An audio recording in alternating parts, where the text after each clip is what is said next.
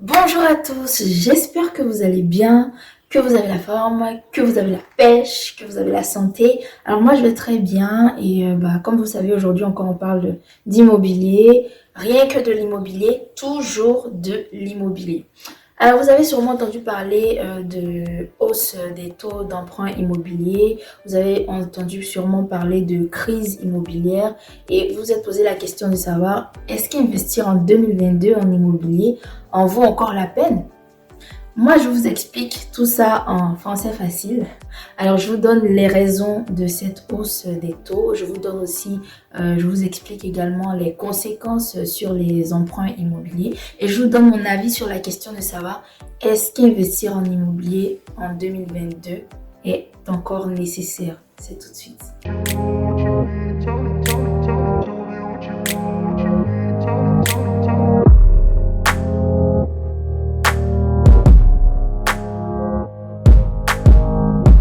Alors, comment ça s'explique tout ça? Comment ça se justifie cette hausse des taux? Ça se justifie par l'inflation. Mais qu'est-ce que l'inflation? L'inflation, c'est la hausse globale des prix des biens, des services sur une période donnée. Et la cause de cette inflation, en fait, c'est la levée des restrictions sanitaires suite à la crise de la COVID-19.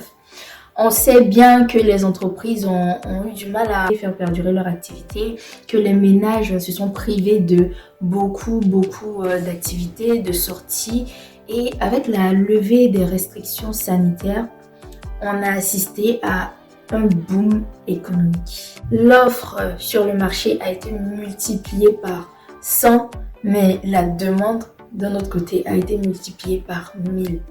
Les ménages se sont lâchés, ils se sont dit ah bah tiens, et si on sortait, et si on mangeait, et si on voyageait, et si on rigolait. Et cette grande demande devait se satisfaire d'un autre côté par une amélioration des services au niveau des entreprises, une amélioration de la logistique ou peut-être même des recrutements supplémentaires et j'en passe. Et tout cela a un coût, d'où la flambée des prix. Quelle est la conséquence de cette hausse des prix sur les emprunts immobiliers? Alors la banque, comme tout organisme, elle a besoin de vivre. Elle a besoin d'avoir une sécurité financière. Donc, qu'est-ce qu'elle fait? Elle baisse le taux d'usure, c'est-à-dire qu'elle baisse sa capacité à vous faire un prêt. Et conséquence, cela demande plus d'efforts d'épargne de votre part. Cela demande souvent même une revalorisation, une modification du projet que vous avez déjà entamé. Et c'est vraiment compliqué pour tout le monde parce que on sait qu'on est dans une société consommatrice et que l'effort d'épargne à la poubelle, c'est pas notre dada. Certains pourraient se poser la question, est-ce que cela a réellement un impact sur les transactions immobilières? Alors c'est une question noble. On remarque que avec le temps, les prix de l'immobilier ne font que grimper, les prix de l'immobilier ne font que croître, mais il y a toujours cet engouement-là de la part des jeunes actifs, de la part des ménages, de la part des investisseurs, d'entamer un projet immobilier, d'acheter un appartement, d'acheter un immeuble. Mais les faits sont là, les taux se resserrent, les banques sont vraiment plus sévères dans leurs conditions d'octroi des prêts. L'idéal serait que le vendeur revoie à la baisse ses prix de biens pour faciliter les transactions. Mais il y en a quand même qui sont dans cette dynamique-là de se dire si c'est pas Paul aujourd'hui qui l'achète, demain ce sera Pierre quoi.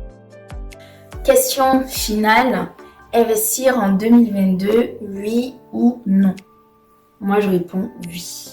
Oui et oui, c'est vraiment important de le faire et surtout là maintenant parce que malgré cette inflation, on se trouve encore dans les records des taux les plus bas concernant les emprunts immobiliers. Donc profitez de l'occasion pour le faire avant qu'il ne soit trop tard parce que selon les statistiques, l'inflation risque de monter et de monter et de monter. Pour ne pas être surpris vraiment et pour ne pas dire que vous n'avez pas eu la chance de le faire au moment voulu, faites-le maintenant et vous n'allez vraiment pas regretter plus tard. Allez, c'était mon avis pour la question. Je vous dis à bientôt pour une prochaine vidéo et n'hésitez pas à mettre un petit like, un petit commentaire pour me soutenir ou me dire par exemple les sujets que vous aimeriez aborder avec moi sur cette chaîne. D'ici là, portez-vous bien et je vous embrasse.